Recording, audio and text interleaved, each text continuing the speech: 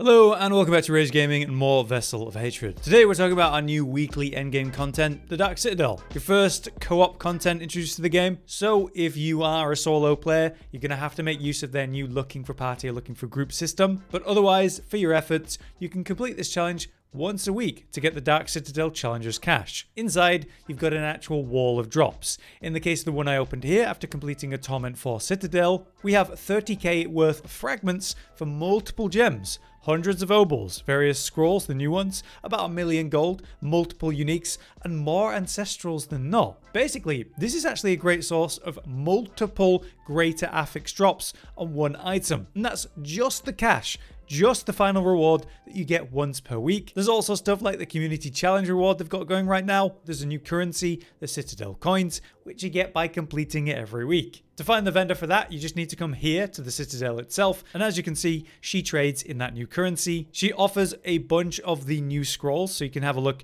at what they are, what they actually do. She offers a selection of some of these new elixirs though, which are really strong. Flat damage reduction by 10% is crazy. Every 10 seconds, your next core skill will heal you and nearby allies. Healing up by 15%, revive speed up by 25%. So these are going to really help clear the Dark Citadel, but obviously also other content. There's also, of course, the new incense options, increasing potion capacity, flat damage, all stats, and move speed. Again, very meta stuff. All of these I've actually been able to afford and buy multiple of after just one single weekly clear, because I've almost got 5,000 coins from one clear. Under that, you have the different caches, and then some of the new cosmetics, in particular the weapons. So if any of these are particularly interesting to you, you can work to grind for these, but as you can see, they cost a lot more than everything else. So it's a big farm of new content with hefty rewards, new cosmetics, and all that stuff from the vendor. You only need to complete it once a week to get big value out of that then, but it is indeed split up into 3 wings, like 3 dungeons. Completing it overall took us about an hour for our first completion on the hardest mode of Torment 4 in the first week of the DLC. Likely it's going to take less than half that time on average once we're actually settled maybe next week with proper refined gear and so on. So that's the rewards and how it all works with that. Here's everything you now need to know to beat it yourself, even on that hardest difficulty. To kick off, you're going to have a short quest line to actually unlock the Citadel, much like what you did with the Undercity, and before you know it, you're in the Citadel, ready to clear your first wing. To keep track of what you've actually progressed though, you can open up your map in here and see we have the Citadel Challenger's cache, and it tells you when it resets. Here are the 3 wings and their names. Once you've completed all 3 of these, that's when you get the cache. As I said though, there's also something called the Citadel Community Challenge going on. Kind of like an extra encouragement to actually engage with the Citadel. It's called the Dark Citadel Community Challenge, and in short, by just completing the Citadel, you also come away with the big boss's head. By bringing that back to the altar in town, you can then display it for some extra rewards. This includes cosmetics, so for this first one I got one of the new cat mounts in a dark grey, alongside, basic rewards. For your first wing then, let's talk about the Enclave of Strife. There's going to be a lot of different sections that actually show up throughout the different wings. I'll explain them for this wing, but then reference them again as we go. It's split up into generally 4 sections this wing though. There's the Khazra treasury bar bits, the puzzles as we'll call them, the mini boss, and then the main boss at the end. In the treasury sections, you just run around finding elites called treasury wardens. You kill them, you fill the bar, you get it about halfway in each section, and then find more later. There's no time limit, so just do it. To progress past the first chamber though, you'll fill these soul siphons by killing enemies and then the ward guardians that spawn. They drop ward stones, and you place them in the slots marked on the map, unlocking the adjacent door. That's a repeating mechanic. At the end of the treasury bar section then, you will have the Trial of Reflection. Here you split the team up by standing on coloured plates. They will open up doors on the other side, so if your team's stuck, they may need you to stand on a plate on your side. Inside those sections, there's more plates that you can open for your side, revealing little rooms with elites trapped in that you kill to get ward stones, and just keep progressing. In the next section though, you'll find your first gateway. You power these gateways by killing realm guardian elites, and then step on the gateway to basically deposit those shards. When you've got enough, it activates the gateway, which just requires you to stand on it until it teleports you to the other side. Here you'll find yourself in the Realm of Oblivion, where you're getting stacks of these debuffs for just being in there. If that fills, you die. So to prevent that, you will find these little safety blue bubbles, resetting your stacks. But to progress, you just need to get to the end, The trick is to follow these little soul paths that point the way to safety, follow those, and eventually that leads to another gateway you fill up, and then you get out of there. Next at this point, we will face the first mini-boss, which in this case is a guy called Cabal. Cabal generates shadows of himself to send out extra attacks and mechanics. You just need to deal damage to him while avoiding them. Things like exploding red circles on the ground, red projectiles to dodge, and he will dash randomly occasionally. It's not too bad. After him though, you fill another Kashra treasury bar, and then you reach the final boss. This is Gorshchak, and in my opinion, is the most annoying boss of the Citadel. A repeating mechanic you've got throughout all of the wings though, and here in this boss fight, is something called Impending Doom. It's just a bar that fills up at the top right, and when it fills, you die. So to avoid that, you just progress to the next stage or phase of the fight, which resets the bar. Basically, you can view that Impending Doom as like a DPS and mechanic check. For this boss though, he has two phases. The first one is whatever. He just has normal basic attacks that send out these kind of physical lines to dodge. When you deal enough damage, he kind of goes into his poison mode from here on, which causes his basic attacks to leave red lines that poison you and red circles on the ground too. And here he also becomes immune to damage. You gotta be careful though, the poison damage in general is still way too strong. Even though we're all at resistance cap with high health, it'll just kill you, so avoid any poison throughout all of the Citadel. At this point he also begins charging around occasionally, leaving walls on the floor, spawning ads you need to kill, and yes, more red circles. To progress, we just need to charge up the gateway in the middle by killing the elites and bringing their shards to the gateway. You power it and then go through to the other side, leaving at least one player to wait in the real world with the real boss. On that other side then, you just need to kill enemies, hand in the ward sigils, kill the big elite that spawns, and then grab an item called the Soul Essence and bring that back to the real world. So when you're ready, the player that was waiting in the real world with the boss can fill up the gateway again to activate it. This gives the people in the other side a way to get back, and the player who grabbed the Soul Essence can now place it in the Conduit of Souls at the top middle of the room. By doing that, the boss becomes vulnerable again. From there then, you just repeat the process a second time,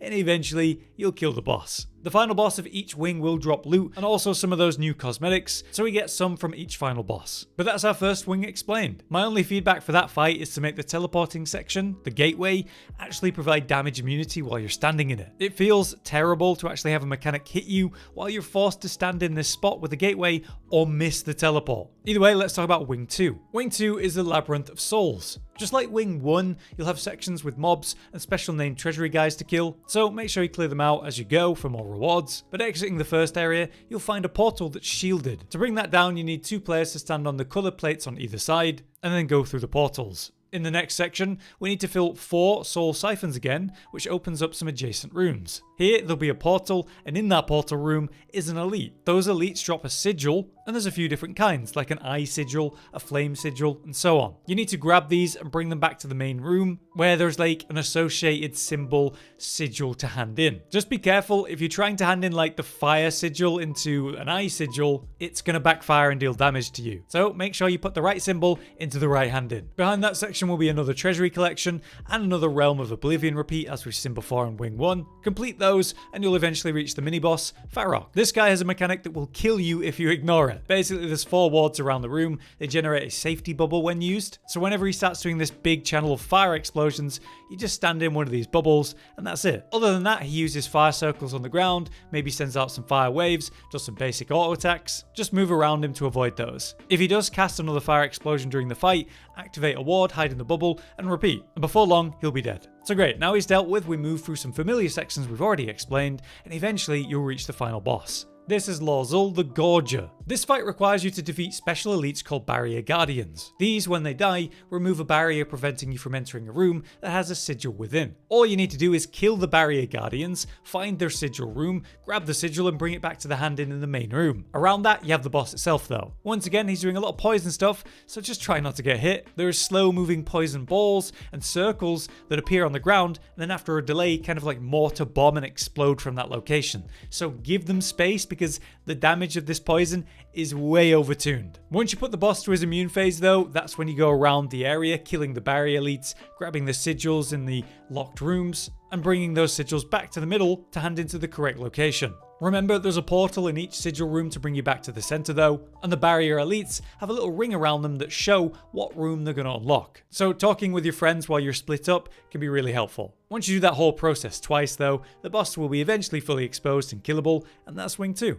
That then brings us to the final wing, Wing 3, the Dominion of Zagral. Once again, we start with a familiar treasury section, so do that again, move forward. Then we have a familiar portal and bubble. Deactivate the bubble with the pressure plates and choose which portal to go through. You're going to need 2 players in each of the portals, so if there's only 2 of you, just go into the same portal first, clear that, go to the other one, do that. Inside, you just deactivate the next bubble with the plates, kill the elites, hand in the wards, and keep moving forward. Eventually, you'll reach the Chamber of Echoes. Here, you'll encounter a statue firing off this ball of death in a line. Activate this by standing on a pressure plate, but definitely avoid the death ball. When you do this, a spell guardian elite will spawn, which when killed, drops a counter spell stone. The person that picks that up will have their skill bar changed to a counter spell skill. So you stand in front of the death ball and press the skill to reflect it right as you're about to be hit. That's basically a key mechanic to both the mini boss and main boss in this section. Speaking of which, you'll shortly come across the mini boss, which this time is 2 guys. They use the same death ball mechanic, so you need some of those counter spell stones. Deal damage to them, spawn spell guardians, kill them, grab the stone,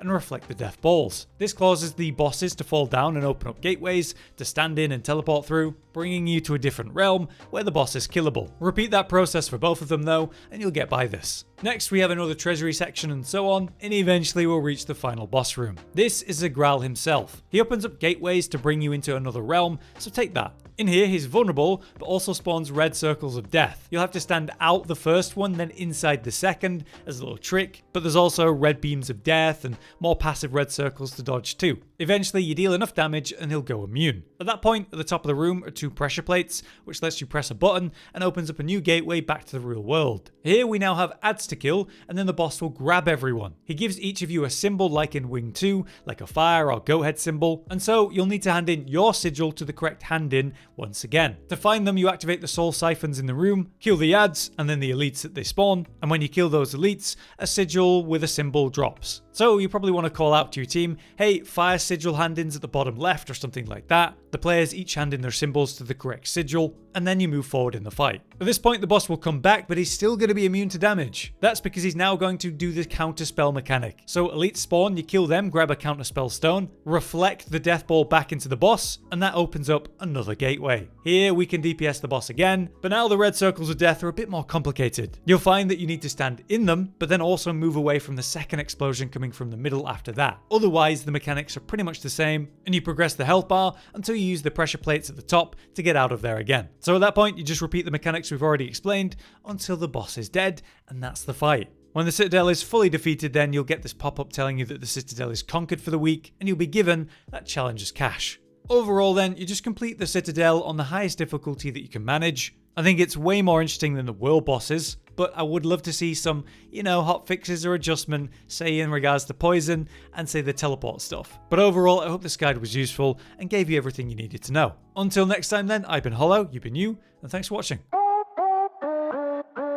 Josh, Cotton, and Hollow with the videos, dropping the humor like a hammer on your tippy toes, bringing entertainment on a daily arrangement to take our insanity and turn it into entertainment. Yes, I said entertainment twice, to reiterate that it is nice to look into your faces on a mostly daily basis when you let us in your homes to make the whole world a stage. Goodbye.